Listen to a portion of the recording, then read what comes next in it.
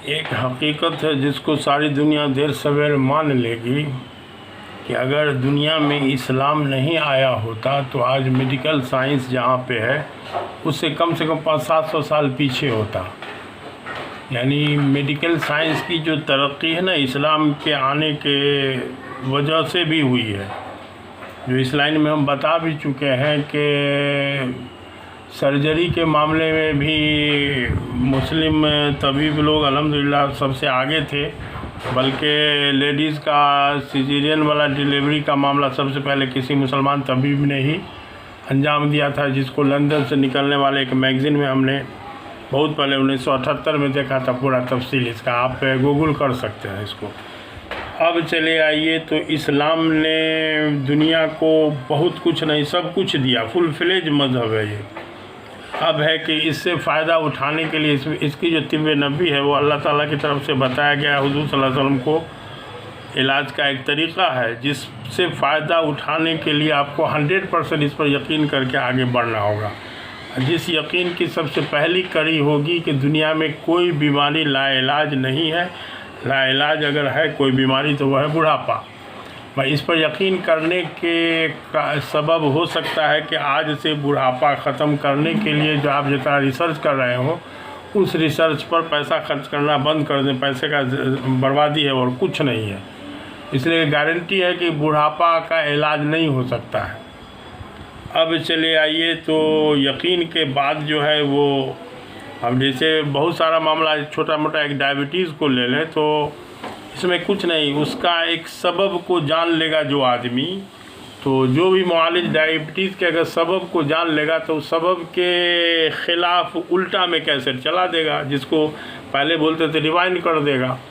तो इंशाल्लाह उतना से ही, यानी बवासीर डायबिटीज़ होता है भूख से ज़्यादा खाना खाने से, टेंशन वाली ज़िंदगी से और तनासानी से, मेहनत का कोई काम नहीं करने से। तो अब यह है कि भूख से थोड़ा कम खाया जाएगा और कुछ 5-7 किलोमीटर पैदल झटक के चला जाएगा। प्लस जो है वो टेंशन फ्री के लिए, साउंड स्लीप के लिए रात का खाना हर हाल में सवेरे खा लिया जाएगा।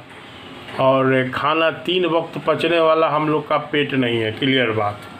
हम लोग का डाइजेशन सिस्टम जो अल्लाह ने बनाया है वो 2 वक्त है, जिसकी तायद भी मिलती है हज़रत अली करमल्लाह वजह के एक जामे कबीर की रवायत है कि जो शख्स चाहता है कि अपने तंदुरुस्ती को ज़्यादा दिन तक कायम रखे, उसको चाहिए कि 2 वक्त खाए और कर्ज़ से अपने को महफूज रखे, नंगे पाँव चलने से परहेज़ करे और औरतों से कसरत इख्तलात कम करे।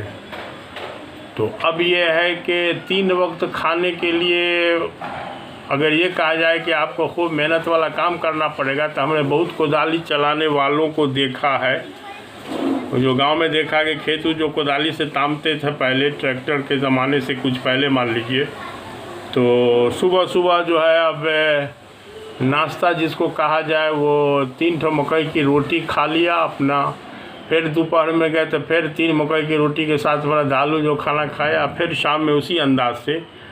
तो ठीक है, 3 वक्त खाना तो खाने से उनको ज़ाहिरी तौर पर कोई बीमारी नहीं हुई, लेकिन उनका पेट को हमने देखा कि कोहिया की तरह से निकला हुआ है, बेढब, जबकि उतना मसल मेहनत करने वाला आदमी। तो इसका एक प्रैक्टिकल सब है। तो अब थोड़ा सा इस लाइन में जो मुआलिज लोग होंगे सबसे पहले अपना गलतफहमी को दूर करेंगे। अब बीमारी के कारण के उल्टा, जैसे कोई भी बीमारी हो, अब जैसे पित्त में पत्थर ही होता है तो पत्थर बना किस कारण से? तेल मसाला की ज़्यादती से। तो तेल मसाला को हराम के दर्जे में ममनू कर दीजिए। कुछ जैतून का तेल जो है पित्त के पत्थर को घुलाता है, प्लस कुछ जड़ी बूटी है उसको सपोर्ट में जड़ी बूटी चला दीजिए। मरीज़ के कैफियत के हिसाब से इंशाल्लाह बगैर ऑपरेशन के पित्त का पत्थर निकल जाएगा। तो किसी भी बीमारी के लिए आप जैसे कोई मतलब इन्फेक्शन वाली बीमारी जैसे टीबी भी अगर होगा ना, तो टीबी अगर हो गया तो उसके लिए बहुत सारी जड़ी बूटी अल्लाह ने बनाया है, जिसके बारे में हम बोलते हैं कि जब तक दुनिया में ससोरिया लप्पा मौजूद है टीबी के मरीज़ को नाउमीद नहीं होना चाहिए। मगर ये अफसोस और डर की बात है कि ये पूरे दुनिया में सिर्फ एक ही जगह कश्मीर के लाहौल घाटी में होता है। अब कश्मीर के लाहौल घाटी के वजह से ही सारी दुनिया में इसकी ज़रूरत के हिसाब से सप्लाई है। तो थोड़ा सा उसके लिए दुआ किया जाए कि अल्लाह ताला उस घाटी को हम लोग के साथ बरकरार रखें और वहाँ अमन चैन हो जाए, ताकि इससे इलाज के मामला में हमको जड़ी बूटी के मामले में सबसे ज़्यादा डर लगता है इसी जड़ी बूटी के बारे में कि खुदा न खास्ते अगर कुछ हो गया तो फिर कहाँ से उपाय होगा, दूसरी कहीं नहीं मिलता है। और कुछ जड़ी बूटी तिब्बे नबी की है जो लगभग दुनिया से गायब हो गया, जिसमें सरफरीद सनाए मक्की जो मक्का की वादी में होता था, वहाँ इतना ना कंस्ट्रक्शन का काम हुआ, कहानी ख़त्म हो गई वहाँ। उसके कुछ दिन पहले विर्स गायब हो चुका था दुनिया से, जो मक्का मुकर्रमा में जहाँ कहीं भी किसी दुकान में विर्स जाइएगा लेने तो कुमैला देगा वो। तो कुछ जड़ी बूटी सब और है, जैसे कलौजी के बारे में बहुत लोग जो है मंगरेला को ही कलौजी कह के वो हदीस को भजाते हैं, लेकिन 100% गारंटी के साथ कहा जा सकता है कि कलौजी और मंगरेला में ज़मीन आसमान का फ़र्क है।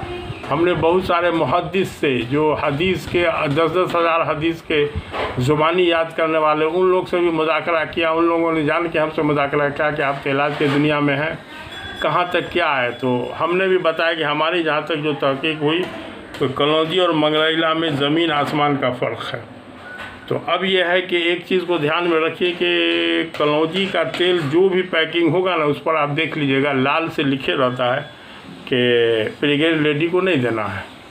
तो हमारा सवाल है कि अगर मंगरेला जो है कलौजी वाला हब्बतुस्सौदा शिफा मिन कुल्ली दा वाली हदीस से सर्टिफाइड होता तो फिर प्रेग्नेंट लेडी को कभी नुकसान नहीं करता।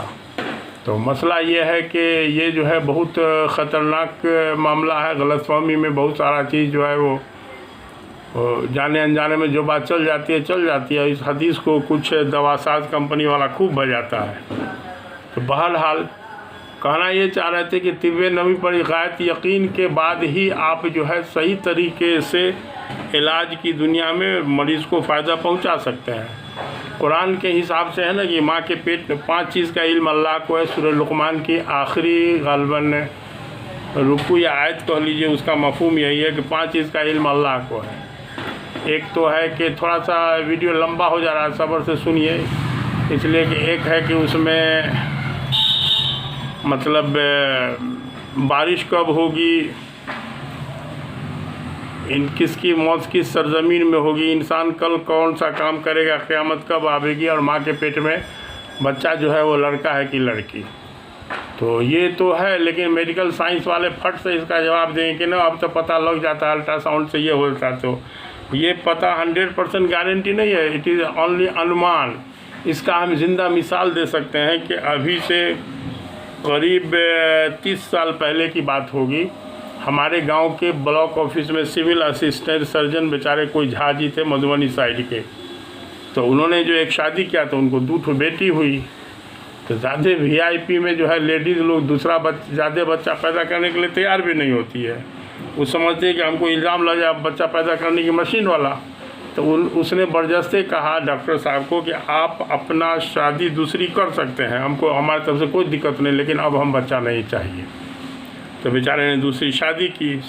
दूसरी शादी के बाद अल्हम्दुलिल्लाह बेचारे की बीवी उम्मीद से हुई भी, लेकिन अभी तो डॉक्टर साहब थे कितने का अल्ट्रासाउंड बेज़रूरत करवा दिए होंगे। तो अपनी बीवी का कैसे न होता था, इनके बच्ची बीवी का जो अल्ट्रासाउंड हुआ था उसमें रिपोर्ट दे दिया कि बेटी है। बस बेटी के तो जान के पीछे लोग थे पड़े हुए। उस ज़माने में एवर्सन हो गया, उस ज़माने में इतनी गवर्नमेंट की तरफ से पाबंदी वगैरह नहीं थी, एवर्सन करा दिए।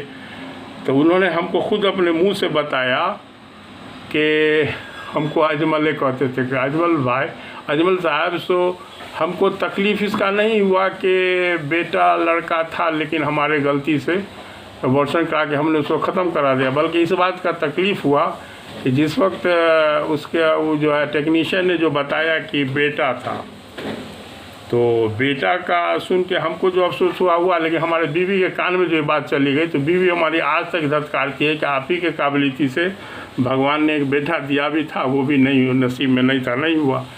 तो बहरहाल ज़्यादा अकल न लगाया जाए, अपने आप को तिब्बे नबी के सामने सरेंडर होने के बाद फिर आप दुनिया से और जाइए ना, दुनिया के किसी मामला में किसी से आप पीछे नहीं रह सकते, ये हमारा गारंटी है। हम तो एलोपैथ के प्रैक्टिशनर से हुर्सा खोजते हैं, हुर्सा माने कोई बात निकले तब थोड़ा सा उनका खामी सब उनको बता के थोड़ा सा उनको डिमोरलाइज करें। तो बहरहाल कोई बहुत दूसरी दुनिया से हम नहीं आए, कोई मेरी क्या नहीं नहीं, इसी दुनिया के हैं ना। यही तिबे नबी पढ़ के ना अल्हम्दुलिल्लाह जो है, तो थोड़ा सा इस सब से फ़ायदा लिया जाए। थोड़ा सा ये वीडियो थोड़ा लंबा हो गया, इसलिए अब सब्सक्राइब करना अब आपकी ज़िम्मेदारी है। ठीक है, फिर दूसरी बात इंशाल्लाह बता देंगे।